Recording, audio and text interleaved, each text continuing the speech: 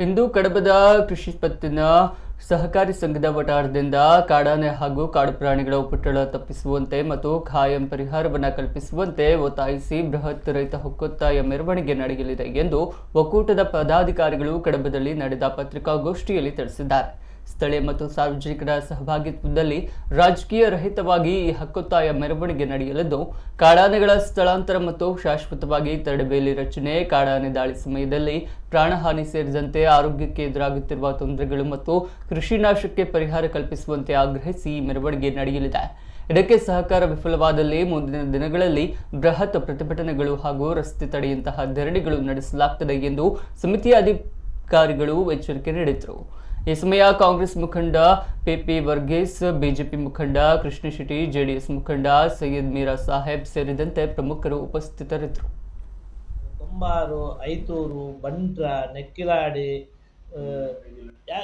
ಯಾಕಂತ ಹೇಳಿದರೆ ನಮ್ಮಲ್ಲಿ 2 ಜೀವ ಬಲಿದಾನ ಆಯಿತು, 2 ಆಯಿತು. ಮೊನ್ನೆ ಒಬ್ಬ ಆನೆಯ ದಾಳಿಗೆ ಅಟಕಾಗಿ ಈಗ ಮಲಗಿದ ಸ್ಥಿತಿಯಲ್ಲಿ ಅವ ಬದುಕುವಂಥ 90% ಬದುಕುವಂಥ ಸ್ಥಿತಿಯಲ್ಲಿ ಇಲ್ಲ. ಅವಾಗ ಹಾಸ್ಪಿಟಲಲ್ಲಿದ್ದು ಈಗ ಮನೆಯಲ್ಲಿದ್ದಾನೆ, ಬದುಕುವಂಥ ಸ್ಥಿತಿಯಲ್ಲಿ ಅವನು ಕೂಡ ಇಲ್ಲ, ನಡೀಲಿಕ್ಕೂ ಆಗುವುದಿಲ್ಲ ಅವನಿಗೆ.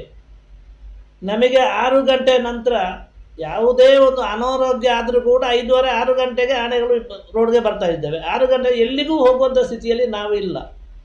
ಒಂದು ಸೀರಿಯಸ್ ಆದರೆ ಕೂಡ ಯಾವುದೇ ವೆಹಿಕಲ್ನವರು ನಮ್ಮಲ್ಲಿಗೆ ಬರುವುದಿಲ್ಲ, ನಮಗೂ ಹೋಗಲಿಕ್ಕೆ ಆಗುವುದಿಲ್ಲ. ಅಂಥ ಪರಿಸ್ಥಿತಿ ನಮಗೆ ಒದಗಿ ಬಂದಿದೆ. ಕೃಷಿಕ ದೇಶದ ಬೆನ್ನೆಲುಬು ಒಂದು ಮಾತುಂಟು. ಆ ಮಾತಿಗೆ ವಿರುದ್ಧವಾಗಿ ಈಗ